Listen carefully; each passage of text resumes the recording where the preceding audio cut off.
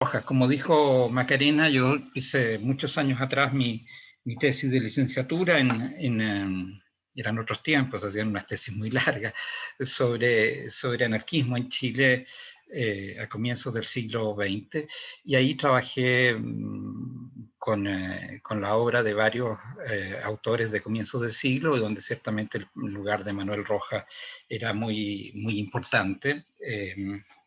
En aquellos tiempos, estamos hablando de los mediados de los años 80, en historia todavía algunos ponían en duda el uso de fuentes que no fueran las más convencionales y por lo tanto el uso de literatura como un elemento que pudiese servir para una tesis de historia para algún evaluador fue un desafío. Afortunadamente esto ha cambiado con el tiempo y hoy día la situación es algo distinta. Y hoy día quiero hablar de Manuel Rojas y su vinculación con un momento en la historia de Chile que evoca en la parte final de su vida, en la boca, sobre todo en la oscura vida radiante, que eh, tiene como, digamos, escenario, eh, como, como momento, como tiempo de narración, parte del ciclo salitrero y la crisis que se vive en la segunda y tercera década del siglo XX en ese mundo de la producción, del mundo de los trabajadores y de sus dificultades, de sus luchas, su construcción también de identidad. Yo comencé esta presentación con imágenes que no tienen que ver con Manuel Rojas, sino que tienen que ver con algo que me parece que es importante para entender a Rojas y su relación con el mundo de los trabajadores y particularmente del mundo que yo conozco un poco más, que es el mundo ácrata, el mundo libertario, y que se relaciona con su condición, diríamos, andariega, ¿no es cierto? Hay una famosa, que además me parece bonita canción de Patricio Mans que se llama El andariego.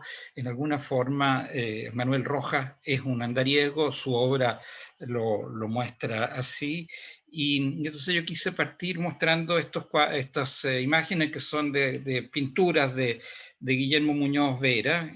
La mayor parte de estas pinturas están en la estación de metro de La Moneda, ¿no es cierto? Son pinturas grandes y que van mostrando distintos paisajes, distintos lugares del territorio chileno, porque además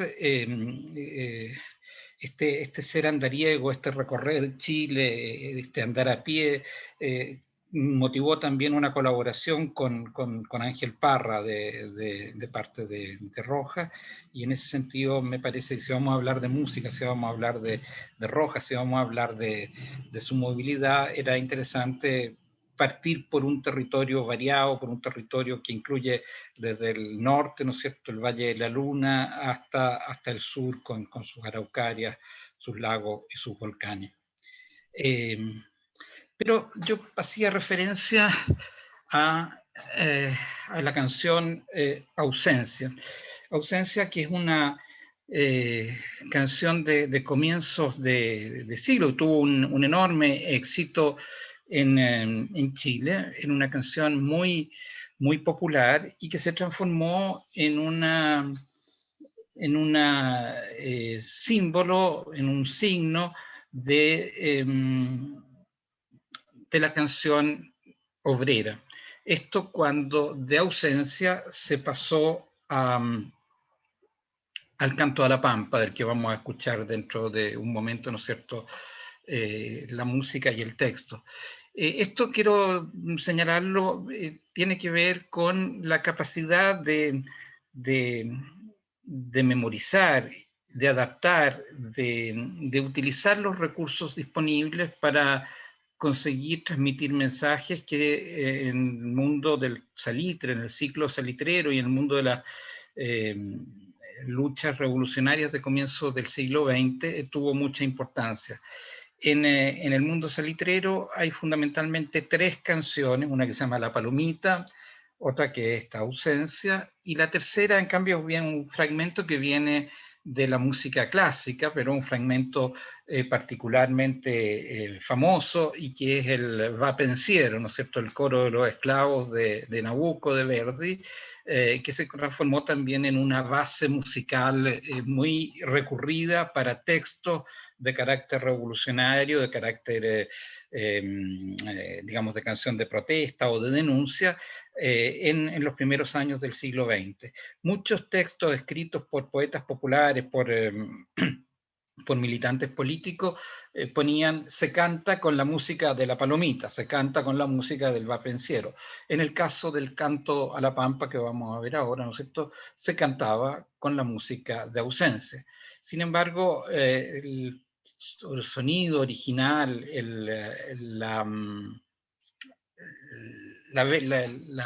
texto original de la canción es un lamento, ¿no es cierto? Es una canción triste. Vamos a ver si funciona. Voy a rogar que me funcione el sonido. No sé cómo tengo que hacer aquí, pero no me fui para otro lado. Tendría que hacer... no sé cómo hacer que esto me permita ver mi pantalla de... No.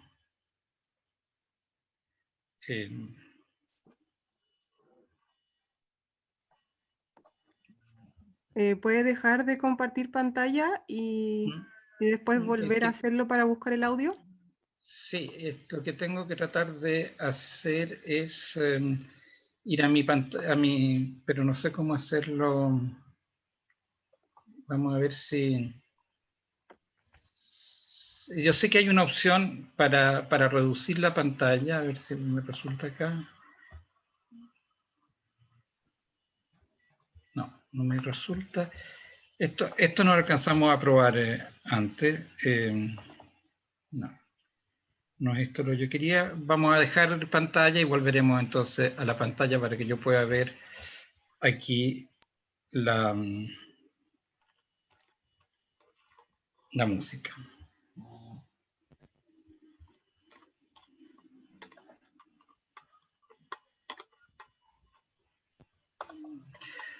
Sí.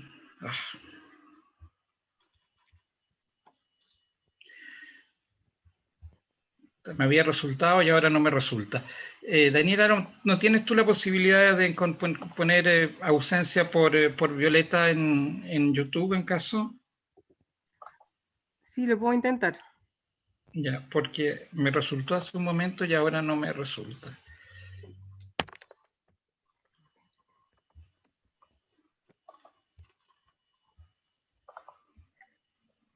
¿Se ve? Sí, ahí yo veo. Veamos, pongamos ausencia aquí. Sí, se ve. Sí.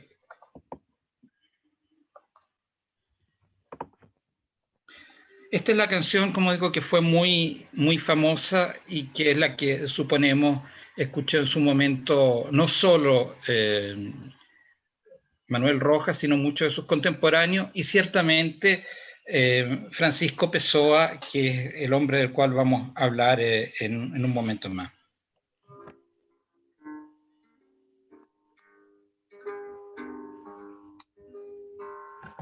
Cómo se han ido volando ingratos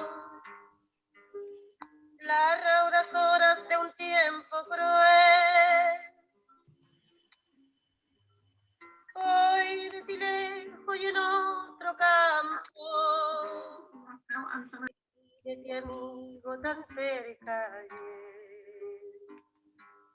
ayer tu mano sentí en la mía con ardorosa y grata presión. Hoy en los ayes de ardiente brisa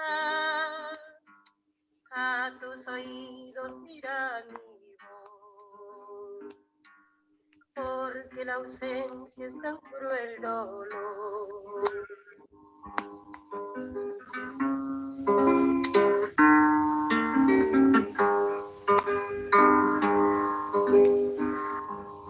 cuando la noche su manto lóbrego tiende en el valle y en la ciudad. Pláceme, amigo, con tus recuerdos pasar mis horas de soledad. Y en cada estrella que centellante y que en el cielo veo lucir, parece, amigo, mirar tus ojos que sonriendo me están a mí. Tal vez si loca, más cuán feliz.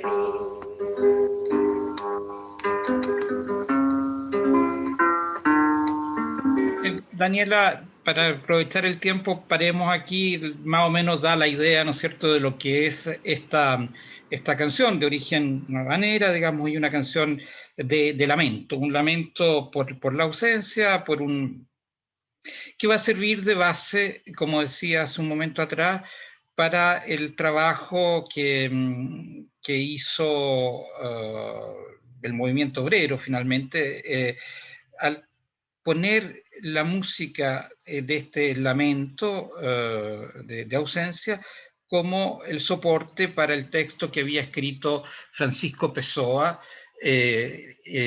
sobre la matanza de Santa María de Iquique en 1907. El texto de Francisco Pessoa es de 1908, aunque la adaptación, la transformación, digámoslo así, en un himno lamento es de algo posterior. En definitiva, lo que hace Pessoa es encontrar un vehículo para llevar adelante su crítica, su reclamo, su denuncia, en una canción, en un verso que se llamaban inicialmente, ¿no es cierto?, Pido venganza, lo dice en una parte el texto, pero que después se transforman en el canto a la pampa. Vamos a ver si tenemos la versión, si yo logro encontrar la mía, pero como les digo, me cuesta salir de aquí. No sé si puedes poner, Daniela, la versión Canto a la Pampa de Quilapayún. Yo, en tanto, tengo por ahí el texto, pero no logro conciliarlo con la pantalla. No sé si pudiste encontrar Quilapayún, Canto a la Pampa. Sí, voy a compartir.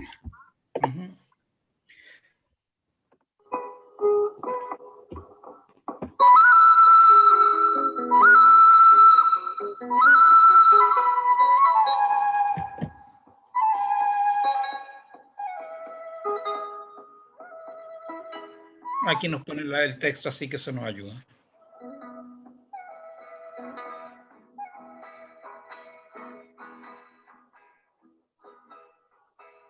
Canto a la pampa, la tierra triste, reproba tierra de maldición, que de verdores jamás te viste, y en lo más bello de la estación, y en lo más bello de la estación, en donde la ves gorjea, en donde nunca la flor creció, dime el arroyo que serpentea. Se nos está yendo para la pampa esto porque no se escucha mucho.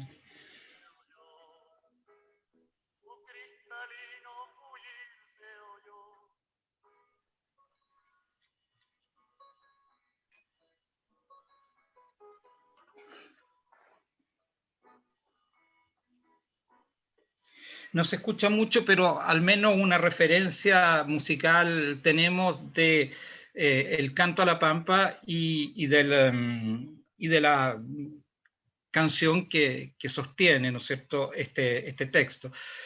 Volvamos entonces, voy a tratar de volver a mi pantalla y entonces vemos la letra, el texto del poema de Francisco Pessoa y volvemos sobre Manuel Rojas. Es importante tener presente que Manuel Rojas evoca muy fuertemente este momento, estas canciones, y en particular a la figura de Francisco Pessoa, Pancho Pessoa, ¿no es cierto?, en La oscura vida radiante, la última novela de Rojas. La canción, el canto a la pampa, el lamento, el canto a la pampa, muchas veces por descuido aparece atribuido a Carlos Pessoa Vélez, que por lo demás hay una falta de, es decir, un anacronismo, ahí no era posible que hubiese escrito esto por un tema de fechas, ¿no? La muerte de Pessoa el año 7, y esto hace referencia a Santa María de Iquique. Estoy viendo un viejo amigo que no veía hacía mucho tiempo. Manuel Rojas nos sirve para juntar también a viejos amigos. No sé cómo poder sacar aquí, quiero tratar de mostrar mi propia pantalla, pero voy a ver si les resulta. Ahí sí. Esto me resultó, y entonces vamos rápidamente al ¿cómo se llama?, el texto de la poesía de Pessoa.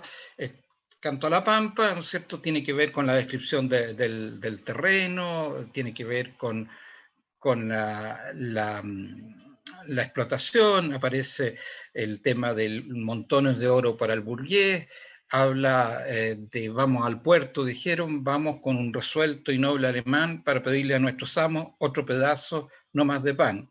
Y en la misérrima caravana, al par que el hombre manchado se ven, la amante esposa, la madre anciana y el inocente niño también. Y entonces ya aquí está la parte final, ¿no es cierto?, que tiene que ver con la descripción del momento de la matanza de Santa María de Iquique.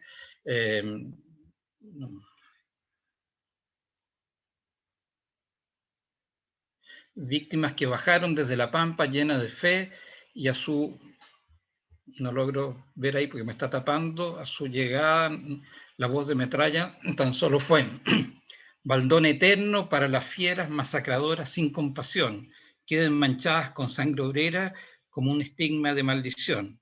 Esta es la frase fuerte que era el título original, digamos, de la poesía de Pessoa. Pido venganza por el valiente que la metralla pulverizó. Pido venganza por el doliente, huérfano y triste que allí quedó. Pido venganza por la que vino de los obreros el pecho a abrir. Pido venganza por el pampino que ya en Iquique supo morir, ¿no es cierto? El lamento termina en una suerte de invectiva y pidiendo justamente la venganza. Este fue el primer elemento aglutinador, digamos, como decía, como himno del movimiento obrero chileno, y que Rojas en sus últimos años, cuando comienza a trabajar en La oscura vida radiante, pone como un elemento central en su relato, en su novela. Donde también aparece otro elemento que tiene que ver con la historia de esta época, que tiene que ver con el movimiento anarquista, con los ácratas, y que se relaciona directamente con la matanza de Santa María Iquique, y que se refiere al anarquista, ahí se me va el nombre ahora, Efraín Plaza Olmedo, que es el hombre que dispara contra el general Silva Renard, que había sido quien había comandado, quien había dirigido la represión en la escuela de Santa María de Iquique. La figura de Efraín Plaza Olmedo, ¿no es cierto?, aparece varias veces en la novela de Rojas, que está tratando de dar cuenta de un mundo, de un ambiente, de una cultura obrera que está fuertemente marcada por la idea de la lucha de clases, por la idea de revolución, pero de una manera particularmente viva en ese momento, por los ideales o por la visión de la revolución y de la sociedad ideal del anarquismo, del mundo ácrata. En ese sentido, la experiencia temprana de ¿cómo se llama?, Rojas con los anarquistas, con el mundo anarquista, sea en parte en Argentina, en parte en Chile, resulta crucial para entender la forma en que ya en los años finales de su vida recuerda, evoca, representa ese momento de inicio de siglo. Justamente levantando, destacando a estos hombres que en términos convencionales se podía decir habían resultado derrotados finalmente en la historia del siglo XX. El mundo ácrata es un mundo que va desgranando, se va desapareciendo. Ya para los años 30 los movimientos libertarios se han debilitado. La mayor parte de la generación, digamos, de relevo del mundo libertario o ácrata va a pasar más bien a formar parte del mundo socialista, en parte en algunos casos trotskista, y el grueso de este movimiento, que había sido muy importante entre los años 90 y los años 30, se va consumiendo. Lo que hace Rojas en los años 60, cuando escribe la Oscura Vía Radiante, es rescatar y devolverles vida a esos hombres y a quienes vivieron ese momento. Aquí hay una referencia del propio Rojas, ¿no es cierto?, hablando de Francisco Pessoa. Pancho, utilizando la música de algunas canciones en boga, Ausencia, había escrito letras que calzaban con esa música, letras de espíritu revolucionario que tuvieron entre los trabajadores y la gente preocupada de los asuntos gremiales, sociales o ideológicos un tremendo éxito, mucho más grande que las canciones originales, cuyas románticas letras hablaban de amores sencillos y bastante aburridos, de desengaños y olvido que quizás valía la pena callar. Violeta Parra en los años 50 consideró que no valía la pena callar y rescató Ausencia y se convirtió en una de sus canciones más célebres. También en esos años, no lo vamos a escuchar ahora, pero dejo la mención porque creo que vale la pena. Pessoa, y en este caso con la ayuda colaborando con Reca Barren, escribe una canción, un vals. El vals era una forma, lo que se suele llamar el vals del Pacífico, era una forma muy popular en aquellos años. Algunos de estos valses se han hecho muy famosos, como por ejemplo Corazón de Escarcha, ¿no es cierto?, que es de temática social y que tiene que ver con el sur de Chile. El vals del Pacífico circulaba por toda la costa y era un vehículo de comunicación reconocido. En esa forma, Francisco Pessoa escribe un vals que se llama Cuando llegan las noches de invierno, y es un texto, es una canción, ¿no es cierto?, donde habla sobre la revolución, que habla sobre la burguesía, que habla sobre lo lindo que es vivir en un país socialista. Es decir, hay una dimensión que tiene que ver no solo con la denuncia, sino que con la confianza en la construcción de una sociedad distinta. A diferencia de lo que pasa con el canto a la pampa, que es un tributo y que es un lamento, cuando llegan las noches de invierno, ¿no es cierto?, hay promesa y hay una imagen de esperanza de un futuro socialista, de un futuro donde no haya guerra, donde exista más justicia y no exista la desigualdad que se hace ver cuando llegan las noches de invierno. Es uno de los casos que menciona, digamos, que está implícito en lo que menciona Rojas hablando de Francisco Pessoa. Aquí tengo, pero no logro poder leer esto porque la pantalla me van apareciendo cosas. Tengo un fragmento que está tomado de la novela, ¿cómo se llama?, La Oscura Vida Radiante. En este fragmento, ¿cómo dejar esto? No lo... fin, no logro, ustedes ven la pantalla, ¿no? O sea, podrán comenzar a leer, esta es una larga cita que tiene que ver con el mundo de los anarquistas, ¿no es cierto? Y cómo hay un momento de exaltación, hay momentos de entusiasmo y hay momentos de desilusión, momentos de prueba, momentos de desengaño, que es uno de los temas fundamentales presentes en la novela, pero presentes también en el mundo que le tocó conocer a este andariego que era Manuel Rojas, interesado justamente en este mundo ácrata, en este mundo libertario, lo mismo que su amigo, compañero José Santos González Vera y que otros escritores de esta época.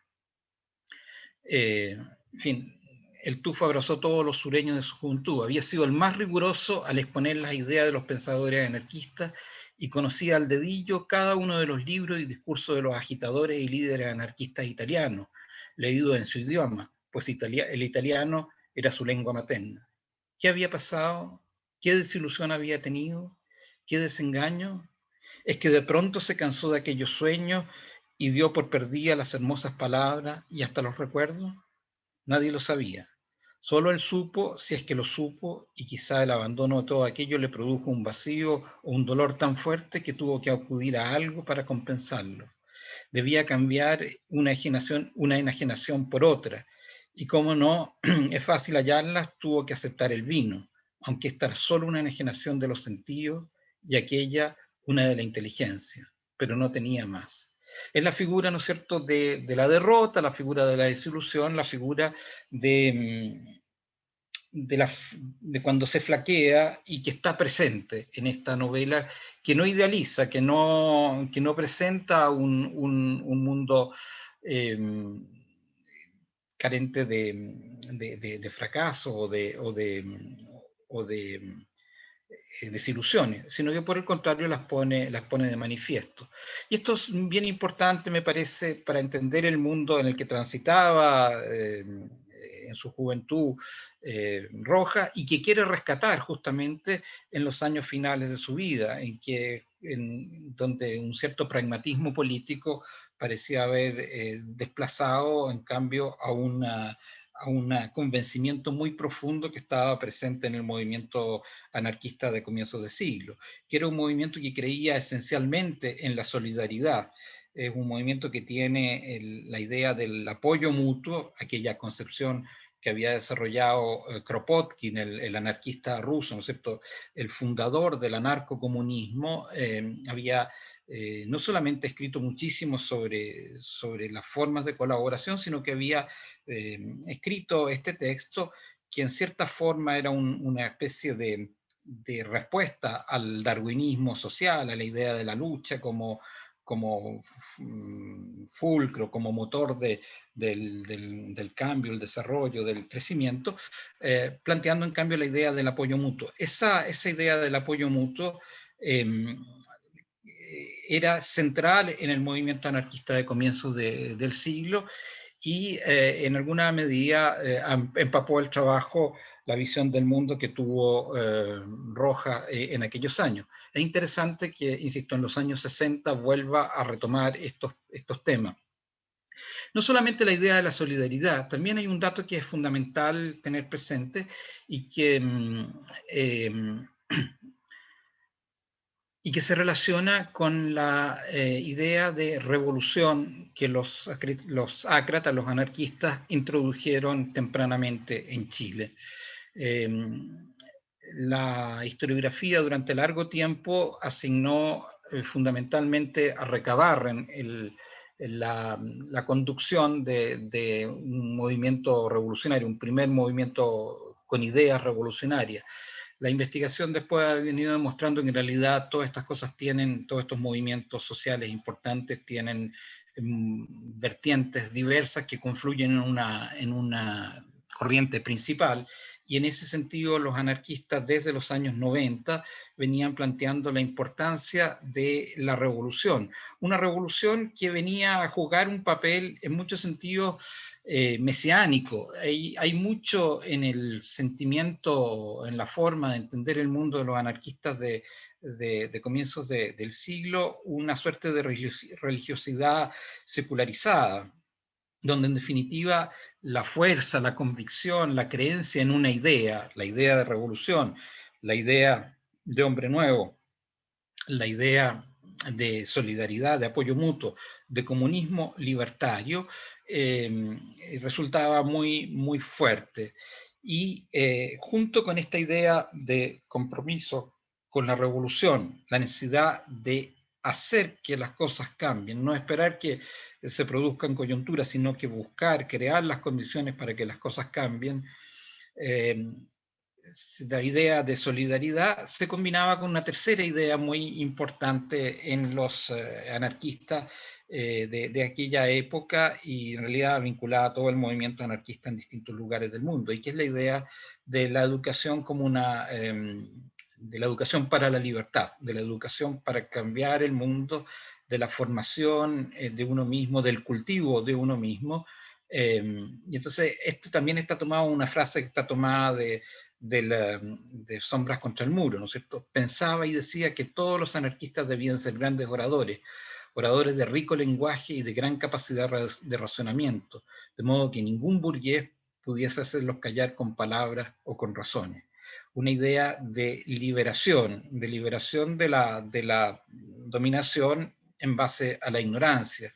Y por esa razón digamos, van a desarrollar estos distintos grupos, no solo los anarquistas, pero de una manera muy persistente los anarquistas, formas de aprendizaje colectivo, formas de enseñanza recíproca. Y en algunos casos van a, no pudiendo aprender a razonar, van a memorizar, van a hacer en alguna forma una suerte de referencia a un principio de autoridad, ¿no es cierto?, citando a grandes revolucionarios, memorizando discursos, memorizando pasajes enteros de obras muy significativas. En ese sentido, por ejemplo, en la película, no me recuerdo de quién es, de Aranda, creo, Libertaria, hay un personaje en esa película, ¿no es cierto?, donde aparecen estas mujeres anarquistas, el personaje de una joven monja que está con estas libertarias y que cita a Kropotkin, dice La conquista del pan, capítulo 8, y no dice versículo, dice párrafo no sé qué, una suerte de continua cita de las autoridades como si fuese un modo, ¿no es cierto?, de revelar una verdad.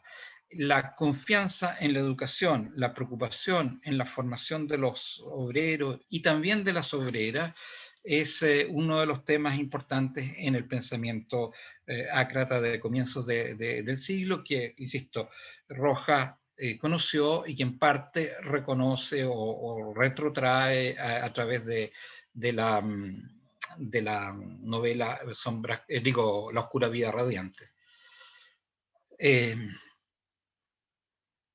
Adelante, compañero. Ahora más que nunca hay que organizar todo de nuevo. Ahora es nuestro y produciremos más que nunca. No hay tuyo ni mío. Todo es de todos. No hay que cortar las jornadas de trabajo. Al contrario, las alargaremos. Somos trabajadores, no vagos. ¿Conformes, compañeros? Sí, conformes. Es la idea, es el sueño de una sociedad distinta. Es como se imaginan los anarquistas, es como se imaginan los trabajadores, ¿no es cierto?, que suscriben las corrientes ácratas, el mundo del futuro. Un mundo que no le hace, digamos, que no se avergüenza del trabajo, por el contrario, lo valora fuertemente, pero quiere liberarse de la explotación, quiere liberarse del abuso, quiere liberarse del clasismo, quiere liberarse de la violencia y de la represión que les tocó vivir a muchos de los, digamos, militantes de estos distintos movimientos y corrientes. Rojas, cuando escribe La oscura vida radiante, tomando además un verso de Martí para encontrar el título de esta novela, hace una referencia que tiene que ver con el mundo cambiante, evoca un mundo que se transformó muy fuertemente y sin caer en la nostalgia, sin caer en la idealización del pasado, en mi opinión, tiene la pretensión que la gente que se dedica al oficio de la historia siempre tiene, de restituir algo de vida a un mundo que ya no está, que se fue.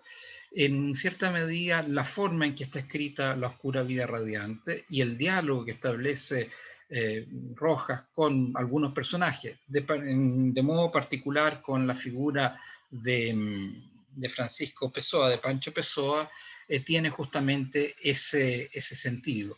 Es en alguna forma un largo viaje a un mundo que se ha ido, pero que él quiere en cierta medida recuperar y que quiere proponerlo en un momento en que el mundo está cambiando, el mundo está transformándose. En una década, la década de los 60, que aparece con altas expectativas, que plantea la idea de revolución, que plantea la idea, ¿no es cierto?, de transformación de la sociedad. El escuchar estas voces que vienen del pasado para Rojas resultaba importante, y para los lectores de La oscura vida radiante creo que también resulta estimulante y, y, y enriquecedor, nos da matices, nos da formas de sentir, nos muestra un mundo, insisto, que tiene una forma de percibir, de, de plantearse críticamente, que todavía, a pesar de los años, ¿no es cierto?, puede enseñar al mundo de los años 60. Han pasado entre los sucesos que evoca Rojas y el momento en que escribe, medio siglo. Ese medio siglo todavía hacía interesante las preguntas, las inquietudes, las preocupaciones y también los sueños de los hombres de comienzo y mujeres de comienzo del siglo como una tarea pendiente. Rojas, en alguna medida, creía en algo que Alejandro Sivekin y Víctor Jara expresaron con mucha intensidad en su disco del año 1972, poco antes de la muerte de Rojas, cuando escriben La población. Cuando escriben La población, cuando trabajan en los textos y en las canciones de La población, crean una polca. Una polca que era un tipo de ritmo, de forma musical que a comienzos del siglo XX tenía también mucha importancia, mucho éxito en el mundo pampino, y no solo en el mundo pampino, en el mundo popular.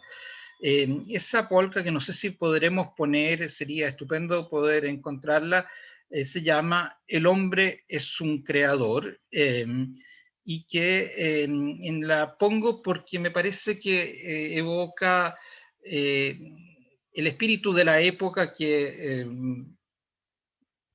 Rojas presenta en La oscura vida radiante y en su experiencia de anarquista, en su experiencia de confianza en la humanidad, de confianza en el trabajo, de confianza en la voluntad de transformar y de compartir.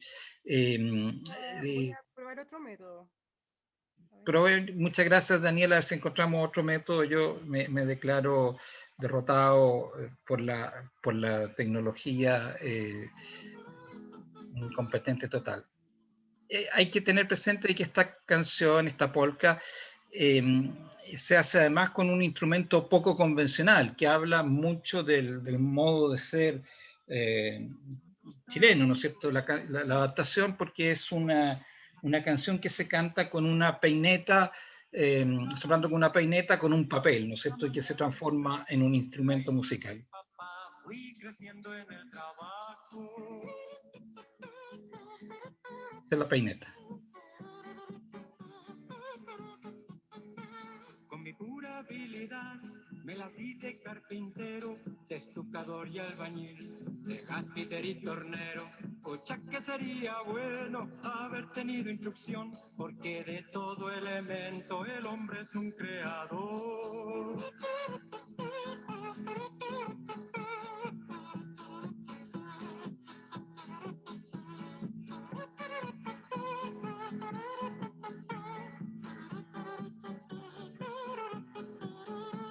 Yo le levanto una casa o le construyo un camino, le pongo sabor al vino, le saco un hito a la fábrica, voy al fondo de la tierra y conquisto las alturas, camino por las estrellas y hago surco a la espesura.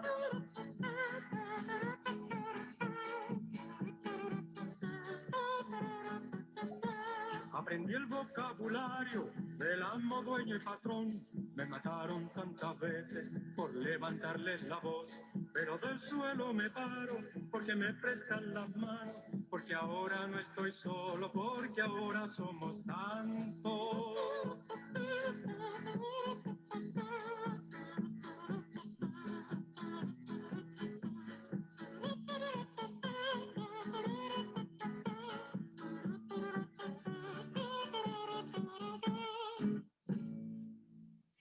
Muchas gracias, Daniela. Aquí solo podemos conjeturar. Rojas murió en marzo del 73. El disco La Población es del año 72, no recuerdo el mes en que salió. Podemos conjeturar sobre el hecho de que es posible que Rojas haya conocido el disco La Población, es posible que haya escuchado El hombre es un creador. No tenemos seguridad, no la vamos a tener probablemente nunca sobre si conoció o no conoció esta canción. Pero me parece que la canción, sea por su forma, sea por su contenido, representa muy intensamente lo que en parte está en esta recreación del Chile de comienzos del siglo XX, de este mundo de trabajadores, de revolucionarios, de personas que buscan la justicia, que buscan la transformación de la sociedad. En algunos casos, ¿no es cierto?, con discurso, en otros casos con acciones. Vuelvo a insistir en el papel, el lugar que le da Rojas a la figura de Efraín Plaza Olmedo, este hombre que hace un acto de justicia, o lo que él considera un acto de justicia, al disparar contra en quien había sido el verdugo, para el cual Pancho Pessoa pedía baldón eterno, ¿cierto?, en su canto a la Pampa, o en su versión original, en el Pido Venganza. En ese intento de representar el mundo del pasado en un presente, a finales de los años 60, comienzos de los 70, Rojas estaba recuperando la confianza, el optimismo, no sé si la palabra sea optimismo, pero la confianza en el mundo de los trabajadores, en que el hombre es un creador, ¿no es cierto?, como lo dicen Jara y Sieveking en la cual que acabamos de escuchar, y que él en alguna medida, junto con sus compañeros de época, estoy pensando sobre todo en José Santos González Vera, que también fue partidario, militante, digamos, anarquista. La palabra militante suena raro en este sentido, simpatizante, participó en actividades con anarquistas y dejó testimonios muy significativos. Contribuyeron a hacer de este mundo libertario, y esa es la palabra clave, ¿no es cierto?, el término clave, este mundo libertario, un mundo que valía la pena rescatar, que valía la pena volver a proponer. Porque aquí comienzo a tratar de reordenar la idea. La confianza en la revolución, en que las cosas pueden cambiar, en que las cosas deben cambiar, con organización, con trabajo, con dedicación, la confianza en el cultivo de sí mismo, en el cultivo y en la instrucción. Pucha, que sería lindo haber tenido instrucción, decía, cantaba Víctor Jara. era un tema central también en el mundo ácrata que Rojas presenta. Y la confianza en la idea de la solidaridad, la idea de que, porque ahora somos tantos, dice la polca del hombre es un creador, ¿no es cierto? Eran ideas, eran inquietudes que Rojas tenía en el momento en que escribe la novela. La idea de un mundo de fracaso, de derrota, de iluso, de utopistas, cuando se utiliza la palabra utopista como una suerte de sinónimo de imposible o de quimérico o de derrota, son en cierta forma borradas por esta novela, que no quita, que no esconde, que no camufla o enmascara los fracasos, las decepciones, los momentos de desconsuelo o de pérdida de confianza, pero que con todo él vuelve a proponer en estos años. Rojas, como decía al principio, y por eso mostré las imágenes, fue un hombre que conoció bien el territorio chileno. Rojas en su vida recorrió el mundo, estuvo en muchísimos lugares, pero conocía bien el territorio chileno.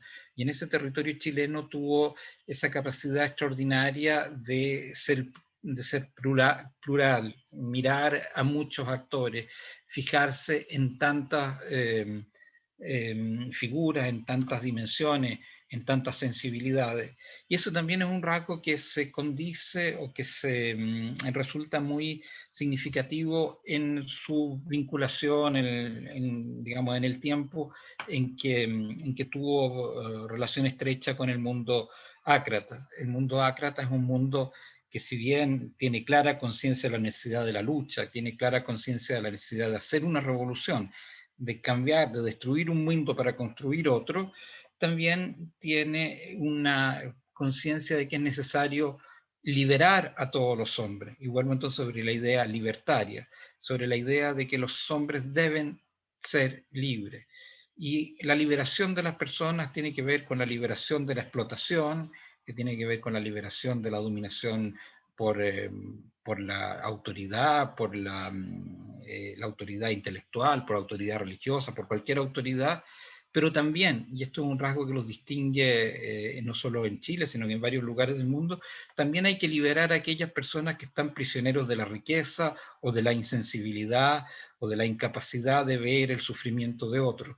En ese sentido, un tipo de orientación maximalista y en alguna forma, como decía hace un rato, ¿no es cierto?, con un cierto tono mesiánico, una suerte de sentimiento religioso secularizado, que habla de un futuro diferente, que habla de un futuro en donde las cosas van a ser distintas y donde todos van a trabajar. Una de las obras fundamentales del anarquismo del siglo XIX, que tuvo particular éxito en todo el mundo, pero también en Chile, es la obra de Piotr Kropotkin, que se llama La conquista del pan. La conquista del pan es recuerden, Kropotkin era un hombre de formación científica, era un geógrafo y trataba de ser muy riguroso en sus escritos. No era una suerte de opinólogo o de digamos, fervoroso, apasionado de la revolución. Trataba de dar un fundamento racional y científico a sus propuestas. En La conquista del pan, él hacía una descripción, un análisis, una promesa de cómo podía ser una sociedad justa, cómo podía ser una sociedad donde todos pudiesen disfrutar del bienestar con pequeñas, es decir, con importantes, no pequeñas, con importantes transformaciones que permitieran, ¿no es cierto?, un orden social distinto. La seducción de este mensaje revolucionario capturó a trabajadores fundamentalmente urbanos o del mundo salitrero, digamos, que también viven en campamentos, con una fuerza muy potente. Y eso es lo que en alguna medida me parece es importante en la última novela de Rojas, pero que también está presente en otras obras anteriores. Fernando va a hablar, me parece, el próximo jueves, ¿no es cierto?, sobre Sombras contra el Muro, que es una de las novelas que también tiene que ver justamente con la temática del anarquismo, pero porque se nos está acabando, se nos está acercando la hora, quiero insistir entonces en esta confianza, en la solidaridad, esta convicción de que es necesaria la revolución, que es necesaria la instrucción para formar personas libres, sobre todo esta devoción por la libertad como promesa de un orden distinto y nuevo, era lo que había fascinado en parte a Rojas joven, es lo que Rojas ya más viejo quiere proponernos en sus últimos años de vida. Uno nunca sabe cuándo se va a morir, digamos, pero era ya una edad más bien avanzada cuando Rojas escribe Sombras contra el Muro. Y así partimos con un lamento sentimental, amoroso, que es el de Violeta Parra, no sé, el de la ausencia que canta Violeta Parra. Pasamos por el lamento de los trabajadores, pero que termina pidiendo venganza, con una cierta suerte de invectiva, para terminar con una polca como la que escuchábamos de Víctor Jara, ¿no es cierto?, que sintetiza, reúne los valores en los que creían aquellos hombres que había conocido, mujeres que había conocido Rojas en el norte, a lo largo de todo Chile, en el mundo de los trabajadores, de los artesanos, etcétera, y que creen en el futuro. Cuando cuando Siveking y Jara componen esa canción, esa polca, creían en un futuro y no un futuro distinto, un futuro donde los pobladores iban a ser los grandes protagonistas. Por desgracia, la historia fue distinta. Yo me paro aquí porque estamos en la hora y no quiero abusar. Y entonces no sé cómo sigue ahora, si vienen comentarios, preguntas. Ahí ustedes me indican cómo hacerlo. Por favor. Sí, Claudio, muchas gracias. Yo pienso que a lo mejor las personas pueden hacer comentarios a viva voz, preguntas, o bueno, también se puede ver el chat. Por ejemplo, puedo yo ir haciendo algunas preguntas del chat. Aquí dice, ¿cómo se llama la polca de Víctor Jara? Pregunta alguien algo muy preciso. El hombre es un creador, creo que se llama. Sí, un hombre es un creador. Y también había una pregunta sobre la relación de Rojas, si es que la tuvo, con Neruda y con De Roca, había en el chat. Por mientras yo voy a ver más el chat y si alguien quiere preguntar, desactiva su micrófono. Para ser franco, sobre la relación entre Neruda y de Rojas con Neruda y con De Roca, soy un ignorante completo, no tengo ninguna noción sobre esa materia. Me imagino, estoy puro conjeturando, especulando, siendo un patudo, que debe haberse sentido atraído por la figura de Roca muy fuertemente, digamos, con esa vitalidad, con esa intensidad que tenía De Roca. Pero es pura especulación porque soy, como digo, ignorante en esta materia. Daniel Sí. López. ¿Quieren hacer más preguntas? ¿Pueden hacerlo directamente? Los invitamos. Hola. Bueno, Disculpe. ¿sí? ¿Sí, sí? ¿Quién estaba primero? Dale, Luis, yo pregunto yo. Ya, pregunta. ¿Daniel? ¿Daniel? Sí. Ya, Daniel, pregunta. Ya. Hola, Claudio. Muchas gracias por la clase, por la exposición. Tenía una pregunta, que en realidad en cierto modo ya está tratada, creo yo, que era a propósito de la revolución y cómo esa revolución, en el caso de Rojas, podría muchas veces traducirse también en un ímpetu creativo, ¿no? O un ímpetu revolucionario y también en un ímpetu como creativo, como vinculado, como decías tú, esta idea de este impulso ácrata de imaginar el mundo futuro, ¿no? Cómo se traduce ese ímpetu revolucionario, a su vez en un ímpetu de creación más a nivel estético. Pero creo que en cierto modo, como que tú algo mencionaste, esa era una pregunta, digamos, como si acaso eso ocurría, que a mi parecer sí, pero que también me gustaría saber qué opinas tú, por favor. Y, Muchas gracias. Dale, dale. Y la otra pregunta era también vinculada a esta énfasis que tú hiciste del concepto de libertad.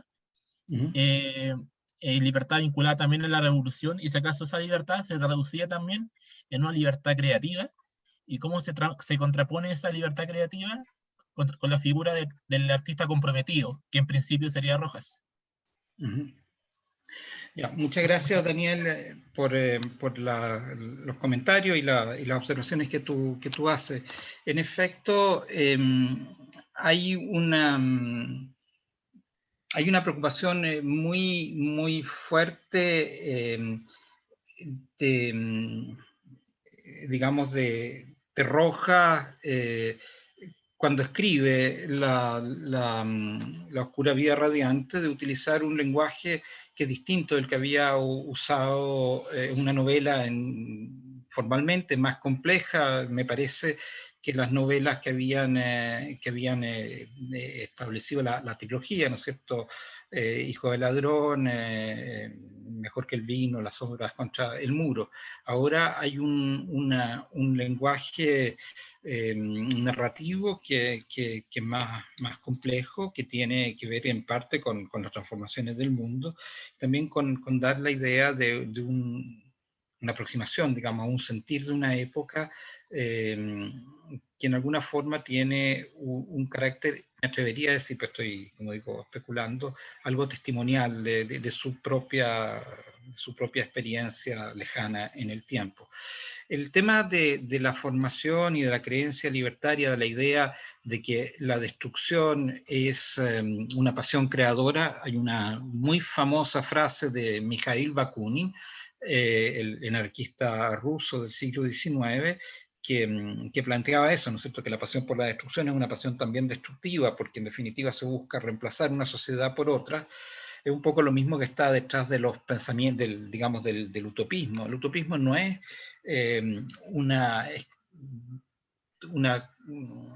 no es un escapismo, no es una falta de conciencia crítica sobre realidad, al contrario, es una muy aguzada, muy aguda conciencia de las dificultades de una sociedad tan aguda, tan fuerte, que lleva a pensar y proponer soluciones alternativas, un modelo alternativo al que se está criticando. El modelo clásico de Moro, ¿no es cierto?, tiene ese primer diálogo, que es una crítica feroz a la Inglaterra y a la Europa del siglo XVI, para después proponer el modelo de utopía. En alguna forma, Rojas, y no solo Rojas, digamos, los revolucionarios, los anarquistas, los libertarios, pensaban en tener una conciencia muy crítica de los males del presente para dar pie, para buscar una propuesta que fuese de sociedad, que fuese esencialmente distinta. Y uno de los elementos que más fuertemente sostenían como elemento estructurante, como el cemento de una sociedad diferente, era justamente el factor de libertad. La idea de no ser, de no tener ni amo ni Dios, ¿no es cierto?, de no tener alguien que nos gobierne, sino la razón y la capacidad de discernimiento de cada uno. En ese sentido, la idea del compromiso con la transformación de la sociedad, en el caso de los ácratas, parte fuertemente, ¿no es cierto?, de la idea o del convencimiento de que lo primero es ser libres para actuar buscando convencer, buscando transformar, buscando desarrollar una conciencia crítica. No sirven aquellas personas, o no les gustan a los ácratas, aquellas personas que siguen una corriente que son conducidas.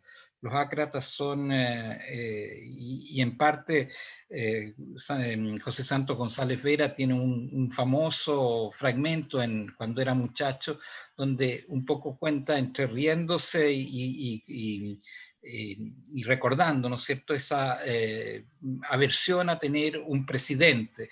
en una asamblea, en una organización, porque eso supone poder, quiere que todos seamos libres e iguales, y entonces hay un secretario, pero no alguien que tenga una cuota de poder. La libertad es vista como un antídoto fundamental contra las formas de poder.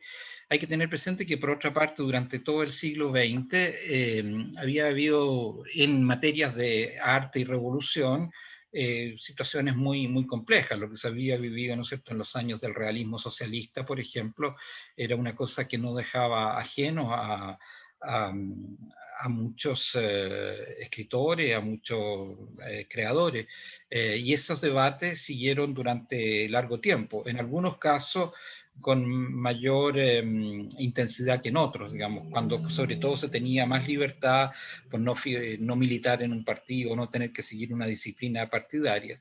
Tengo la impresión de que Rojas estaba más en esa línea que otros artistas que en cambio estaban sujetos un poco a las indicaciones partidarias. De Roca me parece que es un personaje en ese sentido muy extraordinario por su intensidad también, pero de Rojas, como digo, creo que digamos, la herencia libertaria la acompañó probablemente toda su vida. Gracias, Claudio. Luis Enrique Rojas, hay varias preguntas en el chat, yo voy a ir por orden. Luis Enrique Rojas vale, pregunta, sí. ¿por qué un anarquista se dedica a la literatura? Perdón, y de ahí te doy... Es que la escribí mal, yo cacho. Mi pregunta es como la conexión entre literatura y anarquismo, o sea, ¿de dónde nace? O sea, estamos hablando del siglo XIX, un siglo bastante pobre en cuanto a difusión de cultura, por así decirse, aquí en Chile, por las altas tasas de analfabetismo y su orientación más hacia los trabajadores, que es lo que más repercute la ideología ácrata. Mi pregunta es que, ¿por qué literatura? O sea, ¿por qué él decide ser narrador y por qué él decide, por medio de su experiencia, escribir libros simpatizantes a la ideología anarquista? Subrayo el tema de por qué literatura y no la acción, la praxis, ¿por qué no otra opción o vía para enfrentar los problemas de la época?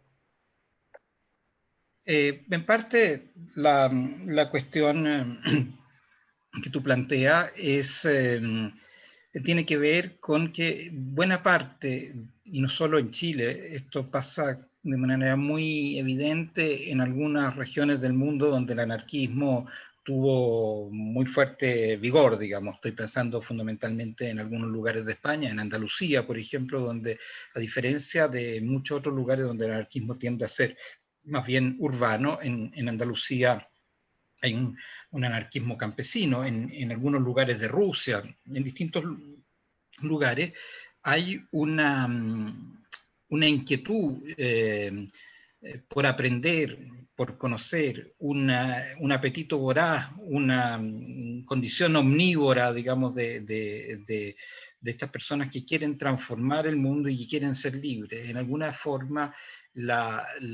acercamiento a la lectura, a la instrucción, también a la literatura ficcional, ¿no es cierto?, tiene que ver con la idea de poder ser libre.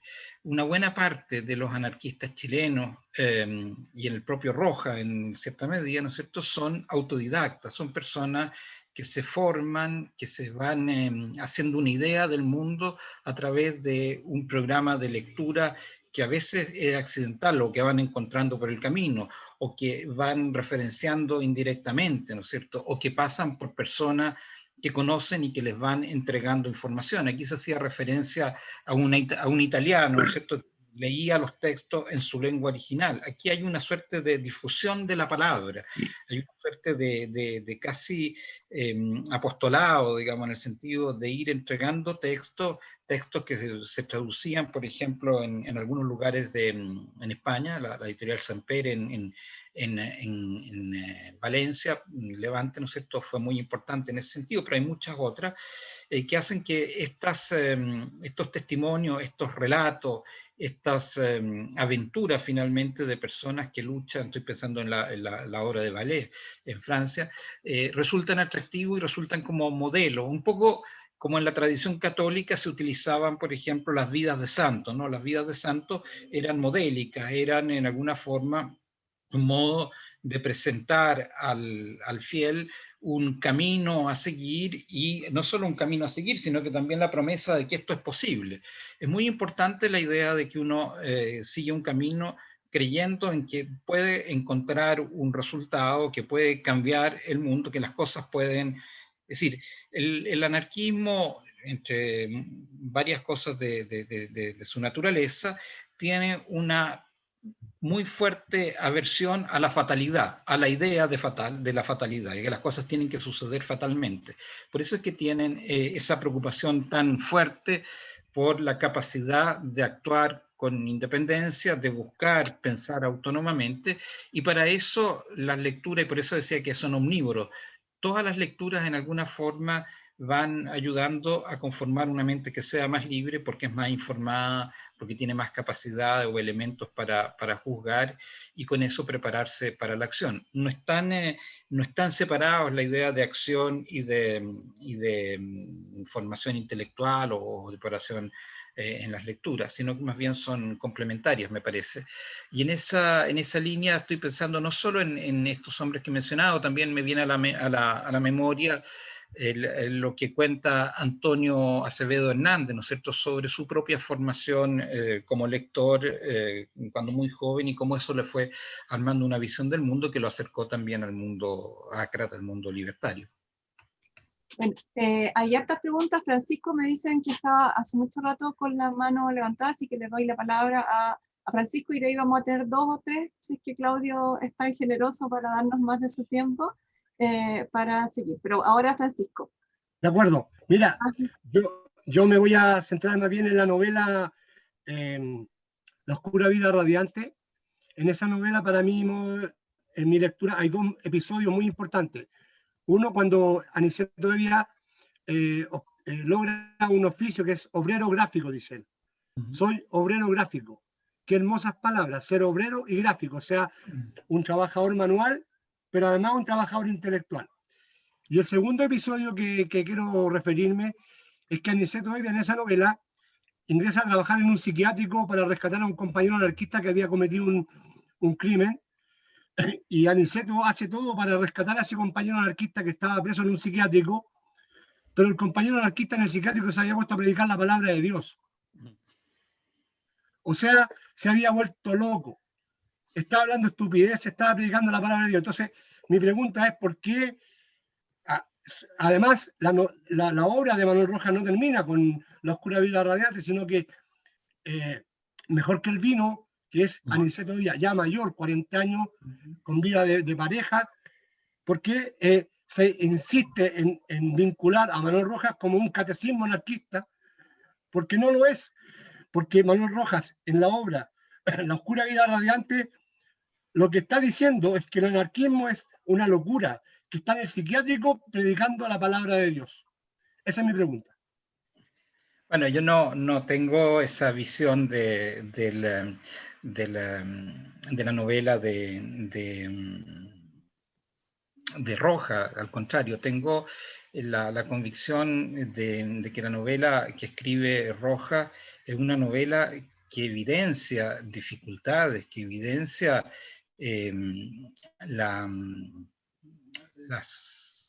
los triunfos y las derrotas de un movimiento que quiere transformar la sociedad. Pero es un poco, disculpen la comparación un poco extraña que voy a hacer, es un poco como cuando Carpentier publica en los años 60 la novela El siglo de las luces, ¿no es cierto?, que tiene una visión de la revolución que es particularmente crítica, que termina, recuerdan ustedes, con el 2 de mayo de 1808, en un momento en que uno podría pensar en el fervor revolucionario, en el compromiso con la Revolución Cubana. Era extraño hacer esa novela, escribir esa novela que planteaba las caras oscuras de las revoluciones y de quienes en ellas van apareciendo, y también como muchas veces se dice, van siendo consumidas por la misma revolución. Me da la impresión de que en definitiva la novela de Rojas lo que busca hacer, y insisto por eso en que una novela que se concibe, que se desarrolla, que se trabaja en los años 60, cuando la idea de transformar el mundo, de cambiar, de producir una revolución, ¿no es cierto?, está en el aire. Yo quise hablar de canciones porque me parece que las canciones son vehículos importantes de transformación y también de comunicación de emociones, de percepciones, de cultura finalmente. Y en ese sentido, ¿no es cierto?, el eslogan de quienes acompañaron la candidatura de Allende el año 70, no hay revolución sin canciones, era justamente la idea de que se estaba viviendo un momento de grandes posibilidades, que ofrecían distintas alternativas. No hay una sola vía para la revolución. Volviendo siempre a las canciones, cuando Víctor Jara escribe A Cuba, esa canción que se llama A Cuba, en un son, dice: nosotros no somos guajiros, nosotros los queremos muchos cubanos, pero nosotros no somos guajiros, no tocamos el son.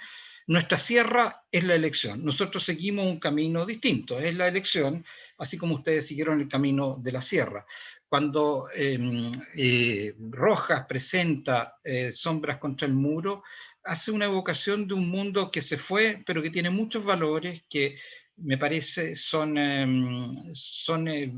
perfectamente válidos, y que en alguna forma Rojas quería hacer contemporáneo para sus lectores, digamos, ¿no es cierto?, para el mundo de los 60, de comienzo de los 70. Hay una reivindicación, una propuesta de deseo de transformación de la sociedad que no niega los fracasos o las dificultades, pero que al mismo tiempo insiste o sigue creyendo, sigue manifestando la idea de que una revolución libertaria, una transformación de la sociedad en un sentido libertario puede ser importante y atractivo. Yo en ese sentido creo que la novela, esto siempre va a ser de libre interpretación, evidentemente, pero yo creo que la novela de Rojas es importante en esa línea, en una línea que cree en la libertad fundamentalmente, más que en la disciplina, más que en el pragmatismo. Sigue pensando en una línea que diría tiene que ver con un maximalismo revolucionario. Claudio, hay 4 intervenciones más, ¿te parece que te las vaya diciendo? Ok, ¿sí? y pues ahí yo me tengo que ir. Sí, y ahí se vamos. Primero Jorge Guerra quiere hacer comentarios, entonces le damos la palabra. Jorge. Hola, Jorge. Hola Claudio, hola Maca, hola a todos mis compañeros del curso. Oye, yo quiero partir al revés, tenía un par de cosas, pero a la luz de lo que comentó Francisco, de esa suerte como de que Manuel Rojas renegó en algún minuto o al final de su vida de su postura anarquista, quisiera leer un parrafito muy corto que aparece publicado en este libro que se llama Viaje al País de los Profetas, del año 68, o sea, cuando ya Manuel Rojas es un escritor anciano, 72 años. Dice: tengo una formación ideológica socialista, más bien dicho, una formación anarquista, formación que no he olvidado nunca, por más que las circunstancias de la vida y de mi vida me hayan reducido al solitario trabajo del escritor. Quisiera recoger lo que tú... Bueno, primero quiero felicitarte, Claudio, por el cruce que hiciste de la postura anarquista o del contenido anarquista de la literatura de Manuel Rojas con las canciones y la música en particular. Creo que es una propuesta muy novedosa en ese sentido. Y recoger un poco el momento biográfico en el que Manuel escribe Sombras contra el muro y La oscura vida radiante, que son las novelas donde vuelca su experiencia anarquista. Manuel Rojas empieza a escribir esas novelas a comienzos de los 60, Sombras contra el muro del año 61. Y cuando empieza a escribir, cuando está escribiendo Sombras contra el muro, se da cuenta que tiene entre manos una obra de largo aliento, que no va a terminar muy rápidamente, y sabe, y no lo dice públicamente, pero lo declara a sus cercanos, de que es una novela de 400 páginas. Entonces, lo que creo como una sugerencia interesante, a lo mejor para los alumnos de este curso, es que leer Sombras contra el muro y La oscura vida radiante como un todo. Eso es lo primero.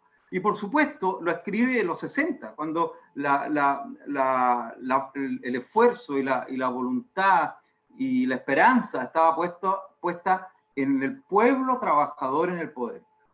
Y Manuel fue muy cercano a Salvador Allende, lo acompañó en sus campañas, ¿no es cierto?, al final. Así que eso creo que es bien importante también decirlo, situarlo históricamente a Manuel Rojas en el momento en que escribe y recuerda aquella época de su juventud. Lo otro, Claudio, que a uno se le traspapelan de repente los datos, solamente precisarte que quien atentó contra Silva Renard, el que estuvo a cargo de las tropas en la matanza de Santa María de Iquique en 1907, el que atentó contra Silva Renard no fue Efraín Plaza Olmedo, sino que Antonio Ramón. Efraín Plaza Olmedo fue un anarquista solitario, podríamos decirlo. Tiene razón, del año 12, tienes toda la razón, Ramón Ramón.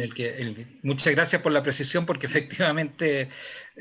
¿Sabes por qué te lo preciso? Perdón, Claudio, porque en el chat se produjo ahí un diálogo interesante, y ahí uno se da cuenta que hay mucha gente informada sobre esto, en que unos decían Ramón y otros decían, no, Efraín Plaza Olmedo. Bueno, por eso que quería comentarlo. Y lo último, para los interesados, que sé que son muchos,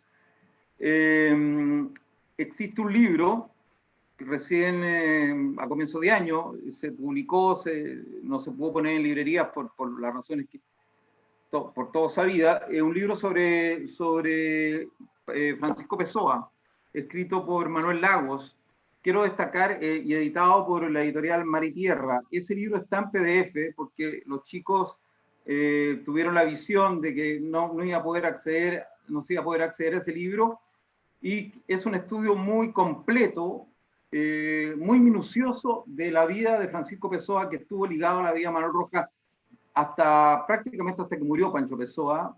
Un dato anecdótico: Pancho Pessoa trabajó con Manuel Rojas en los talleres gráficos de la Universidad de Chile. Cuando Manuel era director de los talleres, lo invita a trabajar con él. Era muy cercano a Manuel, y eso. Muchas gracias, Jorge. Y muchas gracias a los que pusieron el tema, pero efectivamente tienes todas las razones, Ramón y no Plaza Olmedo, que sí aparece en cambio en la novela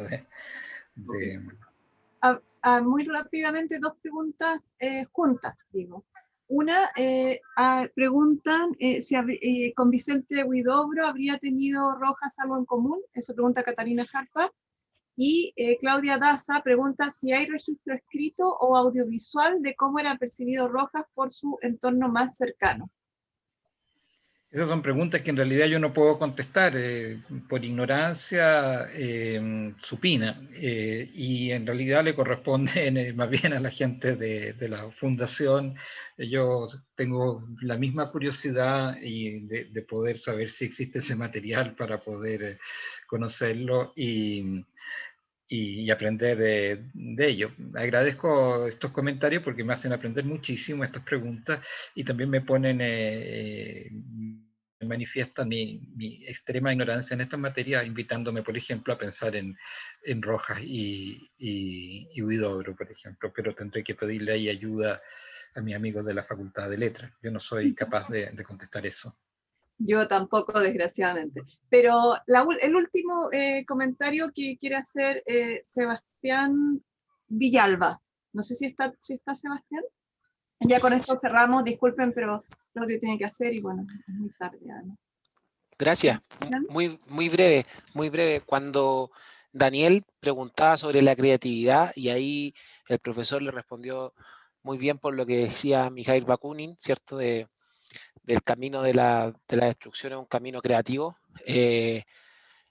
Yo quiero quedarme con eso en el sentido de que la anarquía es un acto creativo, no es un acto destructivo en el sentido de que hay una máxima que viene de los romanos y de antes que para construir algo destruían, para asentar una civilización destruía la civilización pasada. Y de ahí viene el concepto de la destrucción. Entonces, pero para eso hay una propuesta de creativa. Y en esa propuesta creativa, el anarquismo, por ejemplo, otro hermano preguntaba por el tema de por qué escribía literatura. Porque una de las propuestas de la creatividad es que el mundo tenía que ser letrado o educado para que fuera igual, la educación igualaba. Entonces buscaba y apretaba hacia ese mundo. Hay otro mundo del anarquismo que es la propaganda con el hecho, ¿cierto? Y otro mundo del anarquismo de la CNT y muchos mundos del anarquismo muy entretenidos. Pero a lo que quiero llevar un comentario más que nada en respuesta al hermano era de que el anarquismo es una acción creativa porque busca una solución distinta a los modelos de conflicto que hay, porque la problemática siempre ha sido lo mismo. Lo que pasa es que las soluciones son totalitarias, que atentan contra la libertad. Entonces, por eso es tan importante la creatividad en cualquier mundo libertario. Eso quería agregar. Muchas gracias por su curso, estoy fascinado y a todos los integrantes. Muchas gracias.